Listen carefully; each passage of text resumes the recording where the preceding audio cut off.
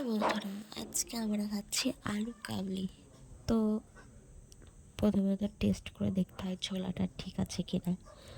তারপরে আলু কাটা শুরু করে দিয়েছে।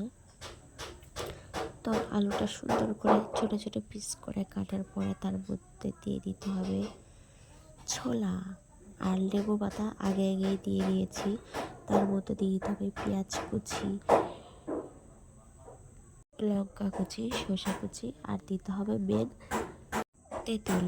তারপরে দিয়ে দিতে হবে এই মশলাটার নাম আমি জানি না, ভুলে গেছি, ওই জন্য বলতে পারলাম না। তারপরে দিয়ে দিতে হবে শুকনো লঙ্কার গুঁড়ো আর একটু লবণ আর একটু চিনিটা দেওয়ার পরে সুন্দর করে মাখতে হবে। আর আলু কাবলি যত মাখবে তত টেস্ট। ওই বলে না, ছেলে রান্না আর মিক্সারের রান্না অনেক তফাৎ, ঠিক সেরকমই, যত মাখবে তত টেস্ট হবে। তো আর দোকানের থেকেও সুন্দর হয়েছে, অসাধারণ অসাধারণ আলু কাবলি। আমি আসলে আলু কাবলি বেশি একটা খাই না, কিন্তু আজকে খেয়েছিলাম, সেই স্বাদ। সবাইকে টাটা।